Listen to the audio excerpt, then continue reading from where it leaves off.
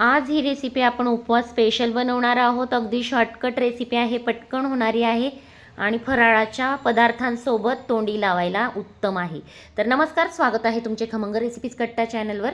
मी प्रतिभा तुम्हा सर्वांचे मनापासून स्वागत करते। तर आज आपण रताळ्याची ही रेसिपी बनवणार आहोत। बनवायला अगदी सोपी आहे। तर चला मग व्हिडिओला सुरुवात करूया।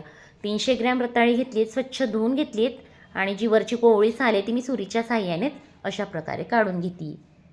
तर तुम्ही इथं बघू शकता, रताळ्याला खूप माती असते, तर वरवरची साल मी फक्त इथं काढते। तर साल काढल्यानंतर आपल्याला ह्याचे काप करायचे। तर आता ही मी काप करून घेणार आहे। या सीझनलाच रताळी येत असतात भरपूर प्रमाणात मार्केटला आणि रताळी खाल्लेली सुद्धा चांगली असतात उपवासासाठी, तर अतिउत्तम या पिरियडमध्ये खातातच। तर बघा, आपल्याला असे काप करून घ्यायचे। काप झाले तिथं तयार। आता ह्याच्यासाठी मी 1 वाटी गूळ घेतला आहे। गूळ चिरून घेतला आहे अशा पद्धतीने। आता कुकर ठेवायचं आहे। कुकरमध्ये तूप घालायचं, 1 चमचा साजूक तूप इथं घातलं आहे। आता यात घालूया रताळ्याचे काप। यातच घालायचं आहे आपल्याला गूळ। पाव चमचा विलायची पूड घालायची आहे आणि अगदी थोडंसं पाणी घालायचं आहे। यात 6 ते 7 चमचे व्यवस्थित मिक्स करून घेतले आणि आता पाणी घालूया।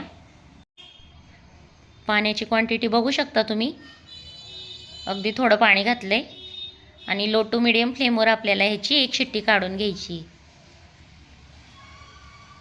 व्यवस्थित मिक्स केलंय आणि आता कुकर बंद करून आपल्याला 1 शिट्टी काढून घ्यायची। तर आता शिट्टी झाली आहे। 1 शिट्टी झाली की गॅसची फ्लेम ऑफ करून कुकर थंड केल्यानंतर आपल्याला वाफ काढून कुकर उघडून घ्यायचं आहे। आणि तुम्ही इथं बघू शकता, अगदी मस्त आपले रताळ्याचे काप तयार झाले। तर चला मग, उद्याच्या उपवासासाठी तुम्ही सुद्धा हे झटपट काप तयार करून घेऊ शकता। गोड रेसिपी आहे, उपवास स्पेशल। व्हिडिओ आवडला असेल तर लाईक करा, शेअर करा। चॅनलवर नवीन असाल तर चॅनलला सबस्क्राईब करायला विसरू नका। पुन्हा भेटूया अशाच नवीन व्हिडिओत नवीन रेसिपी बरोबर। तोपर्यंत बाय।